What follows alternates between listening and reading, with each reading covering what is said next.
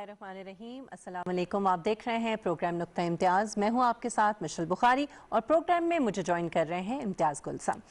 नाज़रीन, आज कल आप देख रहे हैं कि पाकिस्तान की सियासत में इन दिनों 18वीं आईनी तरमीम जो है वो खासी ज़ेर बहस है, उसके ऊपर बहुत ज़्यादा बात हो रही है और ख़ास तौर पे जो हुक्मरान जमात है पाकिस्तान तहरीक इंसाफ, उसके रहनुमा मुसलसल इसके ऊपर कुछ ना कुछ कहते रहते हैं, इस पर मुसलसल बात करते आ रहे हैं। और इसमें ये जो बहस है इसमें शिद्दत तब आई जब वज़ीर आज़म इमरान खान साहब ने अभी जो उनका हालिया दौरा था सिंध का, कराची का, वहाँ पर उन्होंने 18वीं आईनी तरमीम के हवाले से बात की और फिर इसका रद्द अमल हमने देखा कि बिलावल भुट्टो जरदारी पीपल्स पार्टी के जो चेयरमैन हैं उनकी तरफ से भी आया।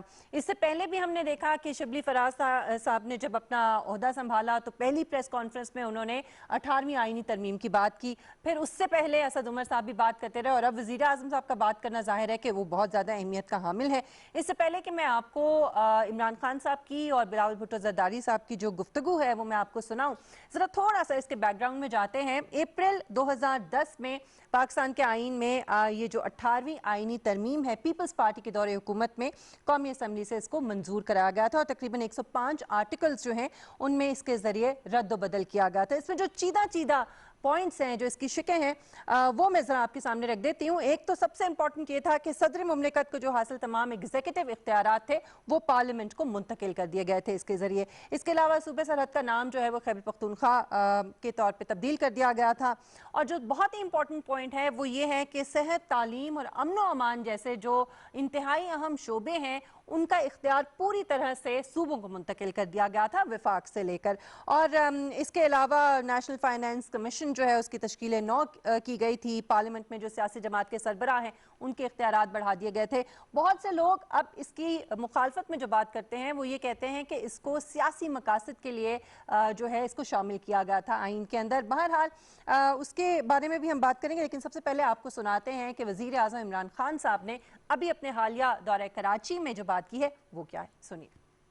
अवार्ड जो है उसके अंदर एक एनॉमली है, सूबों को चला जाता है 65%। तो शुरू ही होता है फेडरेशन 700 अरब रुपए के खसारे से।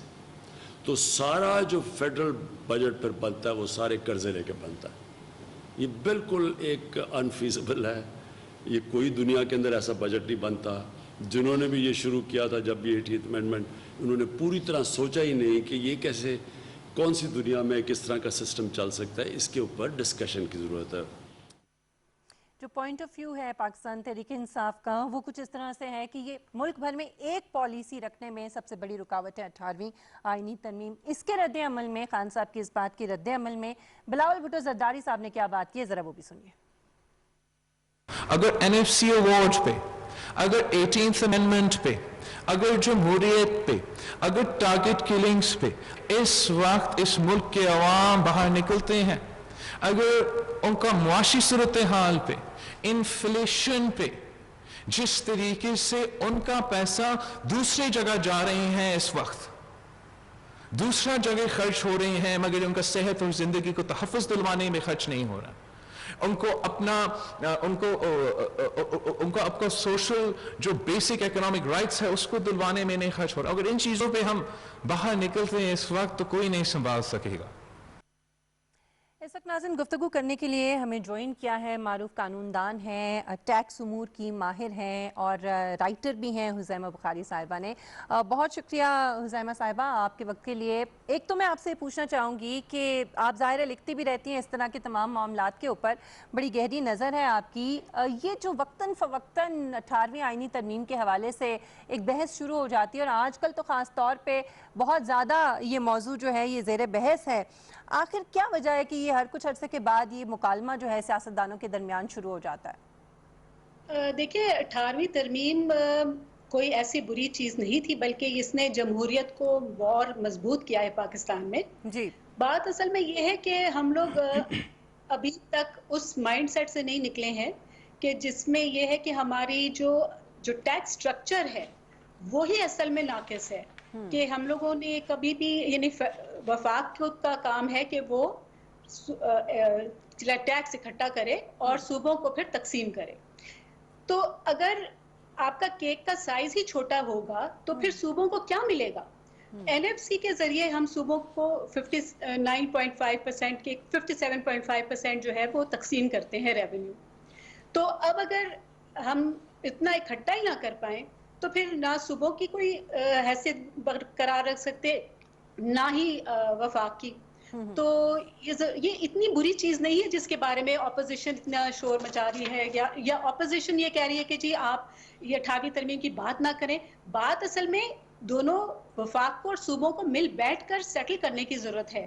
آپ کی جو CCI کی جو میٹنگز ہیں وہ نہیں ہو رہی, ان کے ذریعے آپ ایک دوسرے کے مشکلات کا سامنا جو بھی ہو رہا ہے وہ آپ ان کے بارے میں ڈسکشن کرتے ہیں, لیکن جب آپ میٹنگ ہی نہیں کریں گے, آپ وفاق اور صوبے مل کر بیٹھ کے کوئی گفت و شنید ہی نہیں کریں گے تو پھر کس طرح آگے چلے گا معاملہ. تو سارا جو ہمارے نزدیک جو سب سے بڑا مسئلہ ہے وہ 18ویں ترمیم نہیں ہے بلکہ جو آپ کا جو ٹیکس کا نظام ہے اس کی درستگی کی ضرورت ہے. جی امتیاز جی حزیمہ امتیاز صاحب بھی ہمارے ساتھ ہیں, آپ سے پوچھنا چاہیں گے کچھ. جی امتیاز صاحب آپ کیا پوچھنا چاہ رہے ہیں؟ جی بنیادی ایک سوال بار بار یہی اٹھتا ہے کہ 10 برس ہو گئے ہیں تقریباً. اپریل 2010 میں 18ویں ترمیم آئی تھی اور اس وقت کافی شور مچا تھا کہ بڑا زبردست کام ہو گیا ہے, لیکن اب ایسا معلوم ہوتا ہے کہ جیسے وفاق کو اس سے بہت زیادہ نقصان ہو گیا ہے, جس کا ذکر وزیر اعظم بھی کرتے ہیں. تو حزیمہ صاحب آپ یہ بتا سکتی ہیں کہ یہ 10 برسوں میں وفاق کو اور صوبوں کو کیا فائدہ ہوا اور کیا نقصان ہوا؟ دیکھیے جیسے میں نے آپ سے عرض کیا ہے کہ یہ 18ویں ترمیم جمہوریت کو مضبوط کرنے کا ایک طریقہ تھا. پہلے پریزیڈینشل فارم آف گورنمنٹ تقریباً تھی جس کے اندر صدر کے پاس لامتناہی اختیارات تھے, اور بارہا آپ نے دیکھا کہ اسمبلیز ڈیزالو ہو جاتی تھیں اور یعنی ہر وقت ایک سیاسی قسم کا مہم کریٹ ہو جاتا تھا. 18ویں ترمیم کے بعد یہ ہے کہ کم از کم صوبائی خود مختاری سب عمل میں آئی ہے. اب صوبوں کا قصور یہ ہے کہ انہوں نے ابھی تک لوکل گورنمنٹ کا جو قانون ہے وہ اس کا نفاذ نہیں کیا, یعنی کہ ضروری تھا کہ جو بھی آپ کے اختیارات ہیں وہ لوکل گورنمنٹ تک پہنچائے جاتے, جس کے اندر سیاسی, تنظیمی اور یہ فسکل جو پاورز تھیں وہ لوکل گورنمنٹ کو فراہم کی جاتی. اچھا, اب اگر یہ نہیں ہوا تو اس میں 18ویں ترمیم کا قصور نہیں ہے, اس میں وہی وفاق اور صوبوں کی مشترکہ لاہ عمل کا قصور ہے.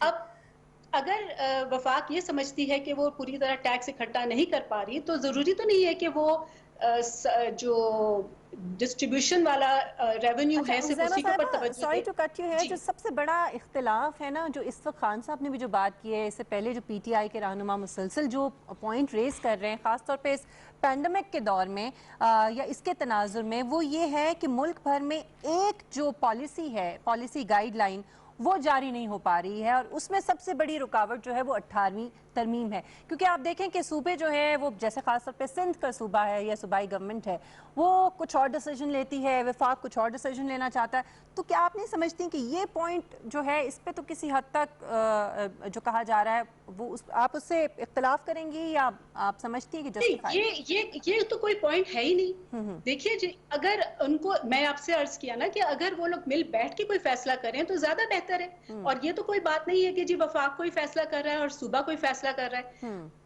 اب ایک مثال میں دیتی ہوں آپ کو کہ اگر آپ اپنے گھر میں ہیں تو آپ گھر کا کنٹرول خود ہی سنبھالیں گے نا, کوئی آپ اڑوسیوں پڑوسیوں کو بلا کے تو نہیں کہیں گے کہ میرے گھر کا کنٹرول سنبھالو. اب اگر صوبہ جو ہے وہ خود ہی اپنا کوئی فرم ڈیسیشن نہیں لے رہا تو اس میں وفاق کی کیا غلطی ہے؟ اگر وفاق کوئی فیصلہ کر رہا ہے تو وہ پورے لوگوں کے لیے نہیں کر رہا, وہ تو ایک یعنی کہ ایک کوئی پالیسی دے سکتا ہے نا, باقی اصل کام تو نیچے کے لیول پر ہونا ہے.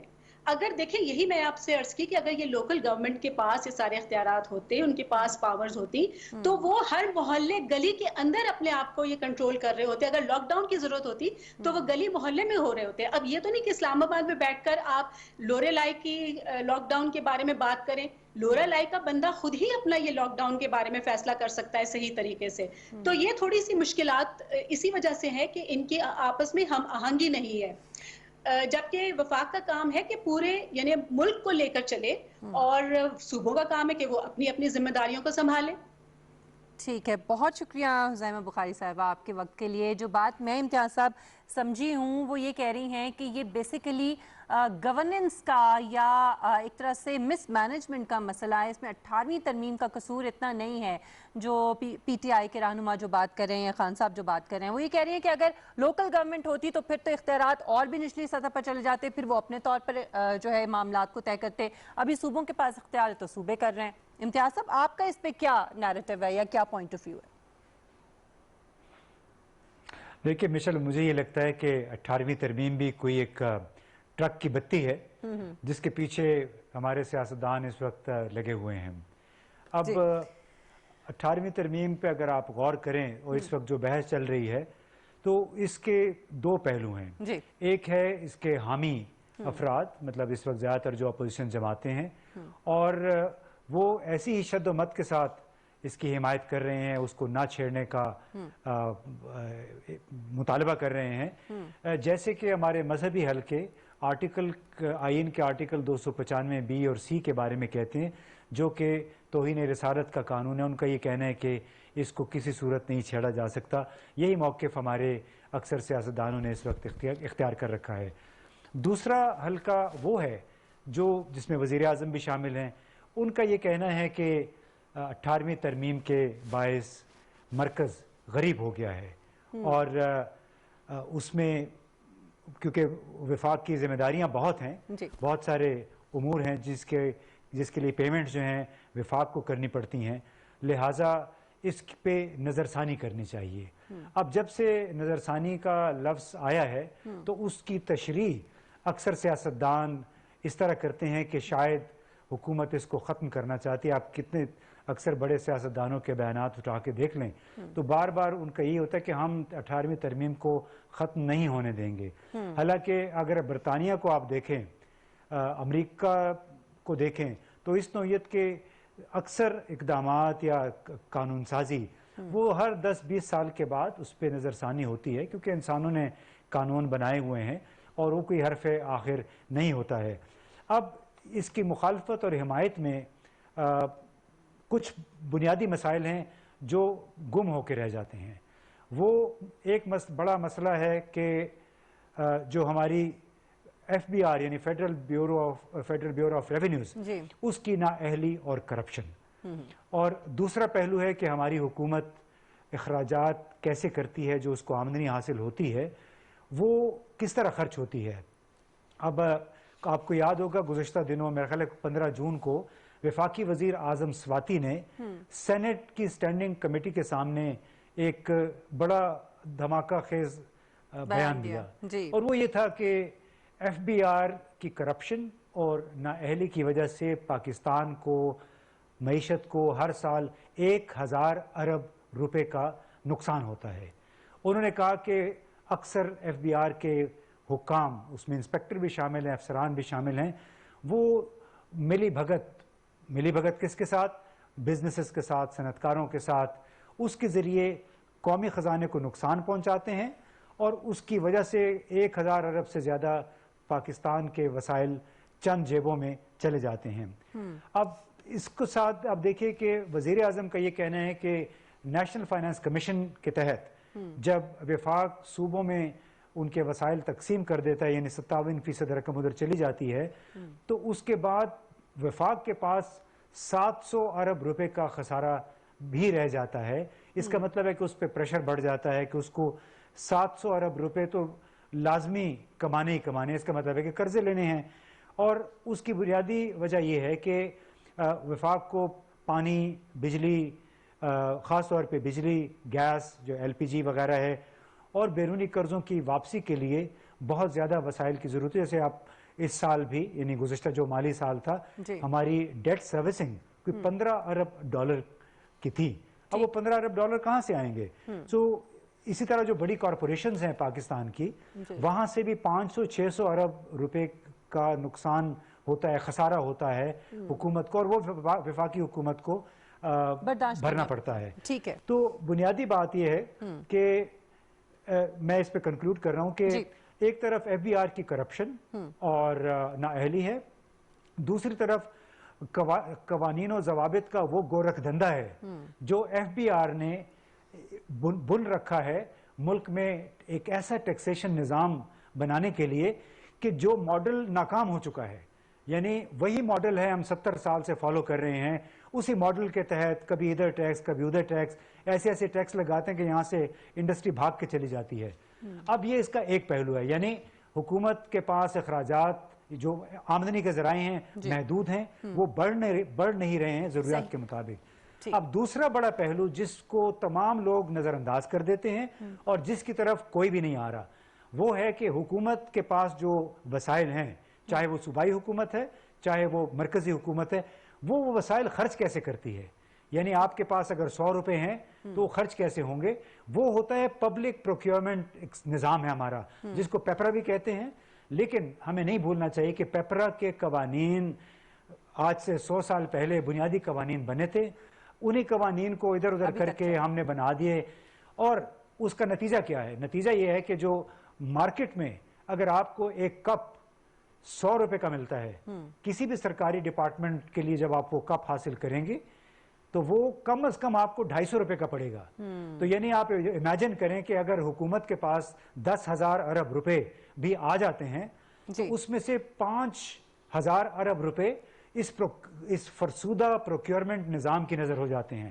لہٰذا سب سے بڑی ضرورت اس وقت پاکستان کو ہے وہ پروکیورمنٹ نظام میں تبدیلی، جو کہ ابھی تک وزیر اعظم نہیں کر پا رہے ہیں، جس کے حق میں کوئی پارلیمنٹیرینز نہیں ہیں، کیونکہ یہ وہ پیسے ہیں جو اسکیموں کے ذریعے جاتے ہیں مختلف ڈپارٹمنٹس کے ذریعے، MNAs MPAs اور سرکاری حکام ملا کے اس میں سے پھر اپنا حصہ اٹھا لیتے ہیں. یعنی یہ صرف 18ویں ترمیم کو ہی تمام تر الزام دینا جو ہے وہ صحیح نہیں ہوگا، بلکہ اور بہت ساری چیزیں ہیں جس کی وجہ سے پھر یہ ایشوز کریٹ ہوتے ہیں، ان کی طرف بھی توجہ دینی ہوگی. اور جو وزیر اعظم عمران خان صاحب نے کہا ہے کہ 18ویں ترمیم میں جلد بازی میں شامل کیے گئے چند نکات جو ہیں ان کا جائزہ لینا ضروری ہے، تو اگر تمام سیاسی جماعتیں اس پر مل بیٹھیں اور جائزہ لینے میں یا ان میں کچھ تبدیلی کرنے میں اگر متفقہ طور پہ ہوتی ہے تو اس میں کوئی حرج نہیں ہے. بہرحال دیکھتے ہیں کہ آنے والے دنوں میں کیا ہوتا ہے. ناظرین ایک بریک لینا ہے مجھے، اور بریک کے بعد جب ہم واپس آئیں گے تو بات کریں گے آج کل افغانستان کے حوالے سے جو سفارتی سطح پر خاصی سرگرمی نظر آ رہی ہے اس پر. ایک بریک کے بعد ہمارے ساتھ رہیے.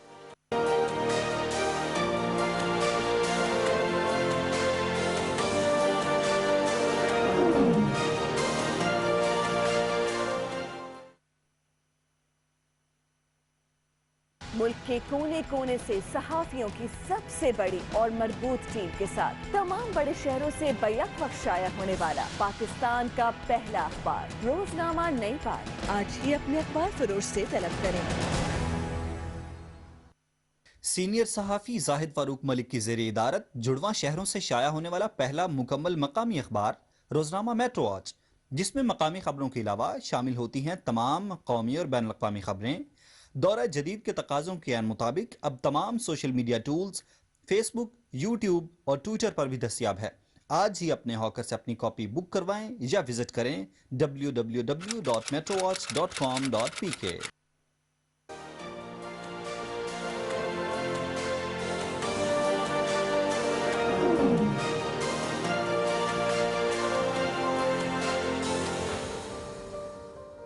Welcome back. ناظرین آج کل افغانستان کے حوالے سے سفارتی سطح پر خاصی سرگرمی جو ہے وہ نظر آ رہی ہے. مذاکرات بھی شروع ہونے جا رہے ہیں. افغانستان حکومت نے طالبان کے کچھ مزید قیدی جو ہیں وہ بھی رہا کرنے کا اندیا دیا ہے، حکم دیا. اور پاکستان بھی سفارتی کوششیں جو ہے وہ کر رہا ہے کہ طالبان کو افغان حکومت کے ساتھ مذاکرات پر آمادہ کیا جائے. افغانستان کے لیے پاکستان کے جو خصوصی نمائندے ہیں محمد صادق صاحب، انہوں نے ابھی دوحہ کا دورہ بھی کیا ہے. وہاں پر طالبان سے بات چیت کر کے جو ہے وہ آئے ہیں واپس. اس سے پہلے ہم نے دیکھا کہ آرمی چیف نے بھی دورہ کیا افغانستان کا. اسی حوالے سے گفتگو کرتے ہیں. اس وقت امتیاز صاحب یہ بتائے گا کہ یہ جو ہمیں جو ایکٹیویٹی نظر آ رہی ہے سفارتی سطح پر تھوڑی سی سرگرمی نظر آ رہی ہے، کیا پکچر بنتی ہوئی آپ کو دکھائی دے رہی ہے آنے والے دنوں میں؟ دیکھیے ایسا لگتا ہے کہ بہت طویل عرصے کے بعد 40 سال کے بعد افغانستان میں شاید کچھ امید پیدا ہوئی ہے حالات کی بہتری کی، اور اس کی بنیادی وجہ دو ہیں. ایک 29 فروری کو तालिबान और अमेरिका के दरमियान एक अमन मुआहदा हुआ था और उस मुआहदे में जो मैं समझूंगा कलीदी किरदार अदा किया था वो पाकिस्तान का था कि किस तरह मुसलसल राब्तों के ज़रिए, प्रेशर के ज़रिए और मिन्नत समाजत के ज़रिए तालिबान को राज़ी किया गया अमेरिका के साथ मुज़ाकरात पे और इस अमर पे कि बिल आखिर अफ़गान तनाज़े का हल होना है मुज़ाकरात के ज़रिए। अब उसी की सबब अफ़गान तालिबान ने थोड़ी सी फिर लचक दिखाई और इस बात पे आमादा हुए कि वो अफ़गान हुकूमत के साथ बिल वास्ता तौर पे मुज़ाकरात करेंगे। अब उसी के तसलसल में अफ़गान हुकूमत ने बाकायदा पीस एंड रिकन्सिलिएशन यानी मुसालहत के लिए डॉक्टर अब्दुल्ला को सरबराह मुकर्रर कर दिया है, जो कि आधी हुकूमत के शराकतदार भी हैं, लेकिन अमन मुआहदा या अमन मुज़ाकरात जो हैं वो डॉक्टर अब्दुल्ला के ज़रिए होंगे और तालिबान को उन पे एतराज़ भी नहीं है। और इस वक्त काफ़ी दरपर्दा कोशिशें हो रही हैं। तालिबान का मुतालबा है कि 5000 कैदी जब तक उनके रिहा नहीं होंगे मुज़ाकरात नहीं शुरू होंगे, बैनुल अफ़गान मुज़ाकरात। और इस सिलसिले में कोई 3-3.5 हज़ार तालिबान के कैदी रिहा हो चुके हैं, अगले 1-2 रोज़ में मज़ीद हो जाएंगे। तो हो सकता है आने वाले दिनों में ये बैनुल अफ़गान मुज़ाकरात शुरू हो जाएं। और इसके साथ साथ तालिबान ने एक और अच्छा काम किया। चंद दिन पहले उन्होंने एक ऐलान किया, बल्कि वीडियो शेयर की मीडिया के साथ 2 अफराद की, और कहा कि ये इनका ताल्लुक दाइश से है और ये अमेरिका के खुसूसी एलची ज़ल्मे खलीलज़ाद को कत्ल करना चाहते थे। इन्होंने मंसूबा बनाया हुआ था और उन्होंने इत्तेफाकन ये तालिबान के हाथ आ गए हैं। ये मालूमात उन्होंने तालिबान अमरीकी एलची को भी बता दी थी और इससे ये लगता है कि अमेरिका और तालिबान के दरमियान एतमाद काफ़ी हद तक बहाल हो चुका है। और इसी की सबब पाकिस्तान ने खुसूसी तौर पे जो साबिक सफ़ीर हैं हमारे मोहम्मद सादिक खान, जो 6 साल तक अफ़गानिस्तान में सफ़ारत के फ़राइज़ अंजाम दिए जिन्होंने, और बाद में नेशनल सिक्योरिटी डिवीज़न में आ गए थे, तो उनकी दोबारा तैनाती जो हुई है बतौर खुसूसी एलची बराए अफ़गान उमूर, तो ये एक इंतहाई खुशाइन बात थी, क्योंकि सादिक खान साहब बिल्कुल तमाम उमूर पे बड़ी गहरी नज़र रखते हैं। तमाम अफ़गान धड़ों के साथ उनके अच्छे रवाबित हैं, गैर मुतनाज़े हैं, सब लोग उनकी बड़ी इज़्ज़त करते हैं। तो एक बहुत अरसे के बाद पाकिस्तान की हुकूमत ने एक बहुत ज़बरदस्त स्ट्रोक खेला है और एक तरफ सादिक खान साहब को खुसूसी एलची के तौर पे उन्होंने मुकर्रर किया गया है। अब उसका आप नतीजा देखें कि हम बहुत अरसे से मुतालबा कर रहे थे कि अफ़गानिस्तान के साथ हमारे मामलात और अफ़गान प्रोसेस को आगे बढ़ाने के लिए अमन प्रोसेस को हमें एक फोकल पर्सन चाहिए। जिस तरह अमेरिका ने कभी रिचर्ड हॉलब्रुक को मुकर्रर किया था अफ़गानिस्तान के उमूर के लिए, इसी तरह हमारी ख्वाहिश थी, मुतालबा था कि पाकिस्तान भी यही काम करे। और सादिक साहब की सूरत में वो रिचर्ड हॉलब्रुक अभी सामने आए हैं। अब उन्होंने ये किया है कि गुज़श्ता 2 हफ्तों के दौरान गैर मामूली सरगर्मी दिखाई है और उसका सबसे बड़ा जो पहला उसका नतीजा बरामद हुआ, और उसके लिए हम ज़राए इब्लाग ने और जो हमारे ताजर बिरादरी है सब ने मिलकर बड़ी कोशिश की, और वो ये थी कि जो थोड़ा सा खिंचाव आया था ताल्लुकात में, चाहे वो अफगान हुकूमत हो या अवामी सतह पर, क्या इस एक्टिविटी से ये जो अब जो कुछ हो रहा है इससे आपको लगता है कि अब उसमें बेहतरी आना शुरू हो गई है? देखिए, एक तो पहले से ही बहुत काफ़ी सारे अफगान हमसे रंजीदा थे, खुश नहीं थे हमारे तालिबान के साथ ताल्लुकात की वजह से। फिर गुज़श्ता चंद बरसों में जिस तरह FBR और कस्टम हुकाम के ज़रिए अफ़गानिस्तान की ट्रांजिट कार्गो जो कराची के रास्ते आती है उसके साथ एक बदसलूकी की गई, मैं कहूँगा। हर दूसरे तीसरे दिन नए कवानीन या ज़वाबित मुतारिफ कराए जाते थे, जिसके ज़रिए अफ़गानिस्तान की ट्रांजिट ट्रेड जो कराची के रास्ते 50% से भी कम हो चुकी है। अब इससे आप अंदाज़ा लगा लीजिए कि 15-16 मार्च को वज़ीर आज़म ने जब लॉकडाउन का हुक्म दिया इसके साथ ही उस मीटिंग में ये कहा गया कि मुल्क के अंदर स्मगलिंग पे भी पाबंदी होनी चाहिए, बड़ी रोकथाम होनी चाहिए। तो हमारे माशाल्लाह जो बाबू हैं कस्टम्स के, FBI में बैठे हुए हैं, उनके साथ हमारी कुछ और एजेंसियों के लोग भी शामिल होंगे। अब अंदाज़ा कीजिए कि जो ट्रक सामान लेके सियालकोट से, कराची से पहले से चले हुए थे, अभी तोरखम या चमन नहीं पहुंचे थे, उन ट्रकों को भी बॉर्डर की तरफ रोक दिया गया। इसी तरह उस तरफ से जो ट्रक आ रहे थे सामान लेके, उनको उधर रोक दिया गया। इसके नतीजे में हुआ ये कि सिर्फ कराची पोर्ट पे इस वक्त कुछ 7,000 के करीब कंटेनर अफगानिस्तान ट्रांजिट ट्रेड के फंसे हुए हैं। अब बड़ी अच्छी बात है जब से कि परसों ही एक फैसला हुआ है, और वो ये कि आइंदा परसों से यानी 22 जून से चमन, तोरखम और गुलाम खान बॉर्डर हफ्ते के 6 दिन 24 घंटे खुला रहेगा। और ये वो बड़ी अचीवमेंट है जो कि सादिक खान साहब के ज़रिए अभी हासिल की गई है।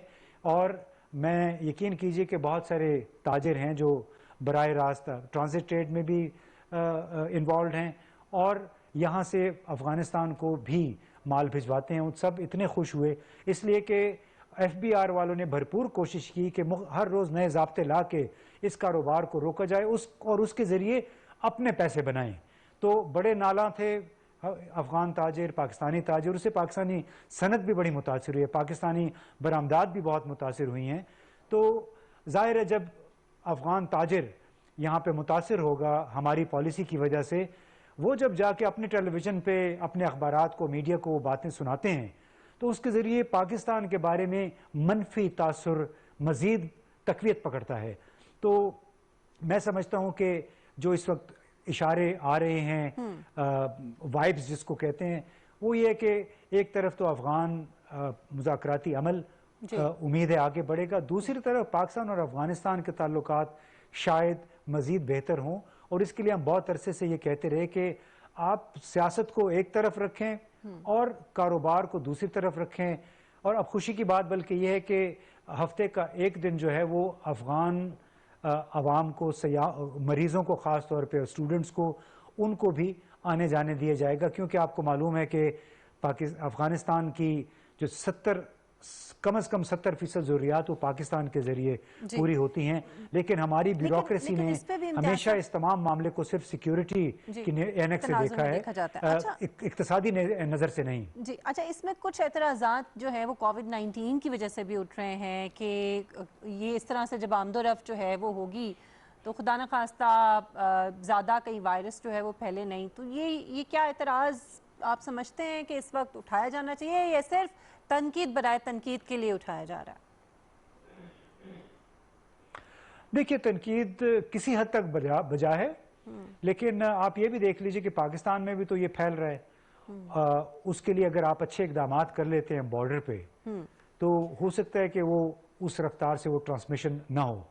उसमें देखिए मशल बहुत सारे मसाइल हमारी अपनी मैनेजमेंट के साथ जुड़े हुए हैं। हमारे FBI ने बहुत सारी कदगने लगाई हमारी अफ़गानिस्तान को बरामदात पे और ट्रांजिट ट्रेड पे, ये कह के कि स्मगलिंग होती है, कंटेनर्स अफ़गानिस्तान नहीं आते, वापस आ जाते हैं। उसके लिए दोनों हुकूमतों की रजामंदी से बाकायदा कंटेनर्स की इंश्योरेंस का भी बंदोबस्त किया गया कि हर कंटेनर की इंश्योरेंस होगी और अगर वो वापस ना आया या उस अफ़गानिस्तान की तरफ जाते हुए गायब हो गया तो इंश्योरेंस कंपनी उसके बराबर के जो भी वाजिबात बनते हैं टैक्सों की सूरत में वो हुकूमत पाकिस्तान को अदा करेगी। लेकिन यकीन कीजिए, चूंकि हम पहले भी सेगमेंट में FBI की बात कर रहे थे, अब फिर वो FBI की बात आ जाती है कि चंद हज़ार बाबू अपने मुनाफे के लिए मुल्क का मुनाफा नहीं सोचते हैं, बल्कि ऐसी रुकावटी पॉलिसी, ऐसा माइंडसेट है कि उसके ज़रिए हमारी महसूलाती आमदनी नहीं बढ़ी, हमारी इम्पोर्ट ड्यूटीज़ नहीं बढ़ी। और डॉक्टर इकरामुल हक साहब हैं जैसे और बहुत सारे लोग हैं, वो बार बार ये कह रहे हैं कि आप इस मुल्क में टैक्सेशन का निज़ाम आसान बनाएं, जनरल सेल्स टैक्स को 4-5% पे लेके आए 17% से, और जो इनकम टैक्स है उसको 3% पे लेके आए। इसी तरह जो कवानीन और ज़वाबित हमारी इम्पोर्ट्स पे हैं और हमारी एक्सपोर्ट्स में अफ़गानिस्तान के लिए और अफ़गानिस्तान के जो ट्रांजिट ट्रेड है उसके ऊपर आपने जितनी कदगने लगाई हुई हैं, اس کو خدارہ آسان بنائیے، اور اگر آپ آسان بنا لیتے ہیں اس پورے ہمارے محصولاتی نظام کو، اس کے ذریعے نہ صرف ہماری امپورٹ ایکسپورٹ، افغانستان کے ساتھ تعلقات اور ان کی تجارت بہتر ہوگی، بلکہ پاکستان کے اندر ٹیکسوں کے ذریعے آمدنی میں کہتا ہوں کہ 10,000 کیا ہو سکتا ہے 15,000 ارب تک پہنچ جائے۔ یہ جو سسک کے ایف بی آر اپنی آمدنی اکٹھی کرتا ہے، کبھی ہم 4,000 ارب کا ٹارگٹ رکھتے ہیں، کبھی 5,000 کا، وہ بھی پورا نہیں ہوتا۔ اور تو اس کا سب سے آسان حل دنیا بھر میں دیکھا گیا ہے کہ آپ آئندہ کے لیے راہ ہموار کریں، گزرے ہوئے کل کو بھولے، کسی سے پوچھ گچھ نہ کریں، انہیں کہیں کہ آنے والے کل کے بارے میں آپ ضرور ہم آپ سے پوچھیں گے۔ یہ نیا آسان نظام ہے، آٹومیشن ہے، ٹیکس مین کے ساتھ ہمارا کم سے کم تعلق ہے، اور آپ جائیں آن لائن جائیں، انڈیا میں بھی ای پورٹل جو ہے ابھی اناؤنس ہوا شروع ہو گیا ہے کہ آپ وہاں پہ جائیں، اپنے ٹیکس گوشوارہ وہیں پہ جمع کرائیں، اور آپ سے ماضی کے بارے میں نہیں پوچھا جائے گا۔ تو جب تک یہ خوف نہیں ہٹائیں گے تاجروں کے، صنعت کاروں کے ڈر سے کہ کوئی آپ سے گزرے ہوئے کل کے بارے میں پوچھے گا، جب تک آٹومیشن نہیں ہوگی، جب تک صوبوں اور ہمارے وفاق کے درمیان ٹیکسیشن کی منطقی ایک لاجیکل تقسیم نہیں ہوگی، اور جب تک ہم ہماری حکام بالا، خاص طور پہ ہمارے ایف بی آر والے، تجارت کو، افغانستان کے ساتھ تجارت کو، دوسرے ملکوں کے ساتھ تجارت کو اقتصادی نقطہ نظر سے نہیں دیکھیں گے، اور اس نظر سے نہیں دیکھیں گے کہ اقتصادی کنیکٹیویٹی ہوگی تو اس سے پاکستان کا امیج مزید بہتر ہوگا، سیکیورٹی کے اینک سے اس ملک کے محصولات میں کبھی اضافہ نہیں ہوگا۔ معیشت کو پرائیورٹی جو ہے وہ دینی پڑے گی تاکہ معاملات، کیونکہ ظاہر ہے کہ اس وقت سب سے بڑا مسئلہ جو ہے وہ معیشت کا ہے پاکستان کو، بلکہ کیا اس وقت پوری دنیا میں کووڈ-19 کی وجہ سے جو صورتحال ہے وہ خاصی خراب ہے۔ اور ایک بریک ہم لیں گے ناظرین، بریک کے بعد جب ہم واپس آئیں گے تو ہم پاکستان میں تو دیکھتے ہیں کہ گورنمنٹ کے خلاف بڑی الزام تراشی اپوزیشن کی طرف سے بھی کی جاتی ہے، بڑی تنقید کی جاتی ہے کووڈ-19 سے نمٹنے کے لیے، لیکن پوری دنیا میں اور خاص طور پہ برطانیہ جیسے ترقی یافتہ ملک میں کیا صورتحال ہے اور وہاں پر کس طرح سے حکومت کو تنقید کا نشانہ بنایا جا رہا ہے، یا حکومت کتنی کنفیوزڈ ہے لاک ڈاؤن کرنے میں یا ایز آؤٹ کرنے میں، اس پر ہم بات کریں گے ایک بریک کے بعد۔ ہمارے ساتھ رہیے گا۔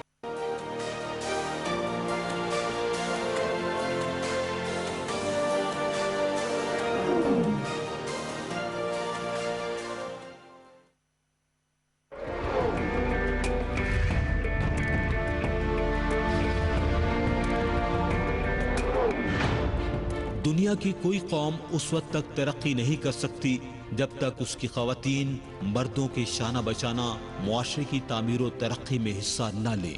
عورتوں کو گھر کی چار دیواری میں بند کرنے والے انسانیت کے مجرم ہیں۔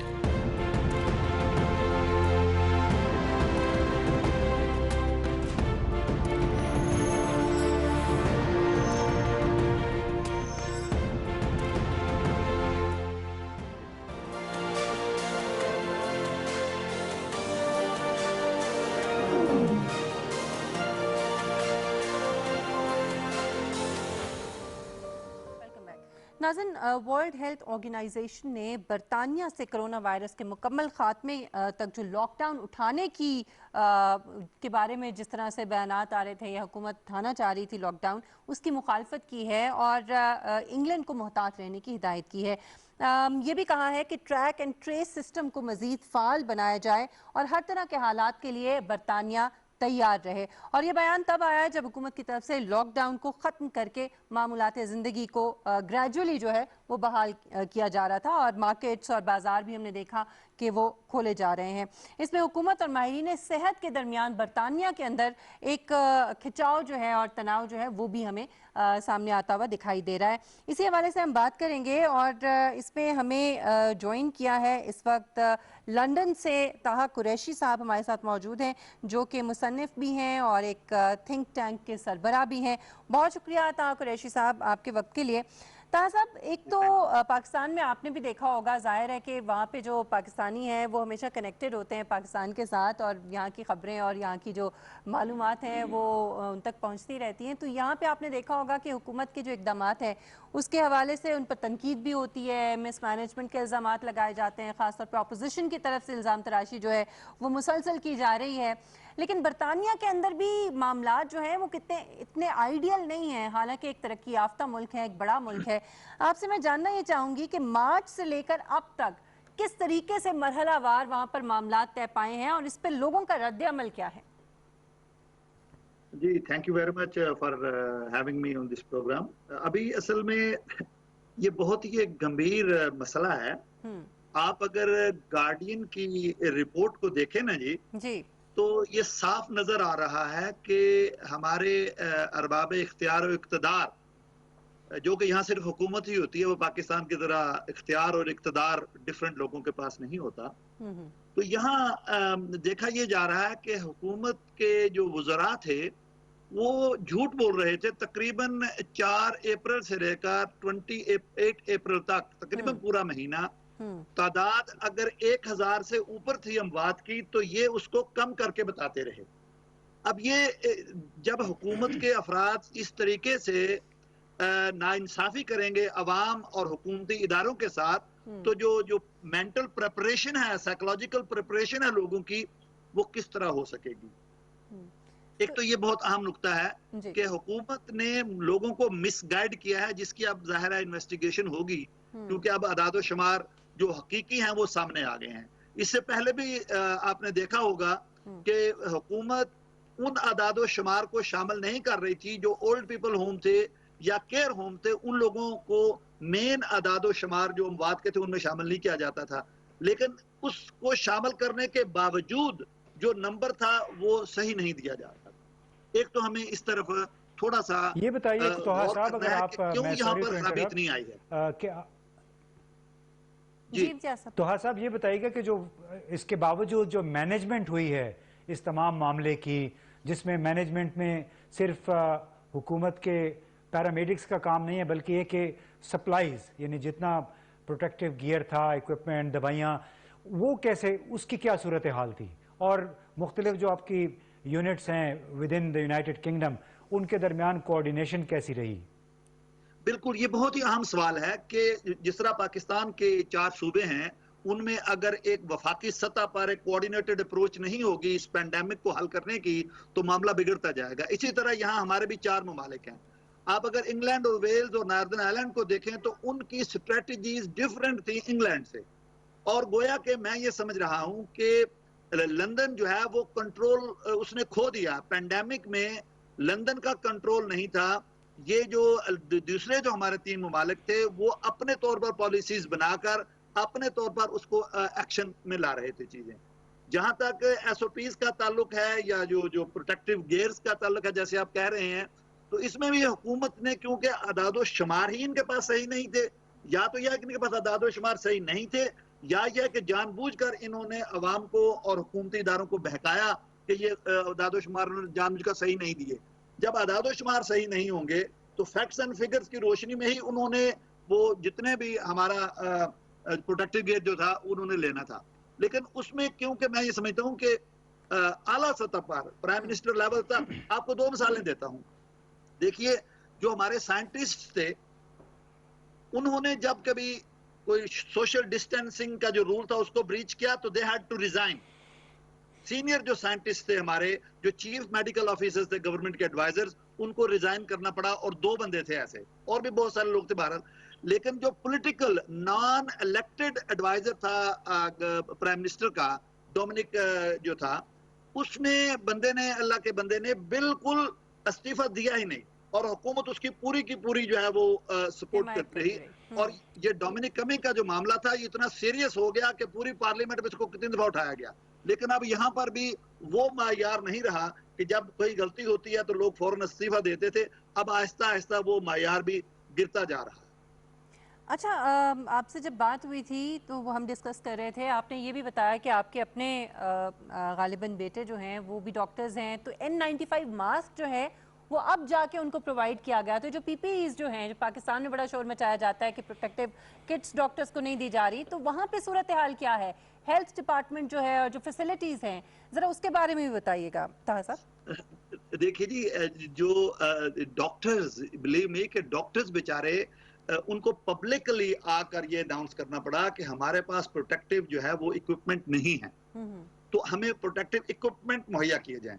और उसके ऊपर जुल्म ये हुआ कि जो बेम के लोग हैं, जो जो ब्लैक एशियन और माइनॉरिटी एथनिक के जो लोग हैं, जो काले और ब्राउन लोग हैं, जो पाकिस्तानी या एशियन लोग हैं, उनकी अमवात की शरह बहुत ज्यादा हो गई, अवाम में भी और जो प्रोफेशनल लोग थे उनके अंदर भी। अब उसकी एक फर्दर इन्वेस्टिगेशन हो रही है कि ये प्रोटेक्टिव इक्विपमेंट क्यों नहीं दिए गए लोगों को, और अगर दिए गए हैं तो क्या would they cope that pressure, were they designed for that kind of pandemic? वो नहीं थे। और लोगों ने कई दफा देखा कि बिल्कुल कसमपुर्सी की हालत में वो लोगों को ट्रीट कर रहे थे, जिसकी वजह से हमारे सबसे ज्यादा हाई रेट है हमारे मेडिकल स्टाफ की अमवात का।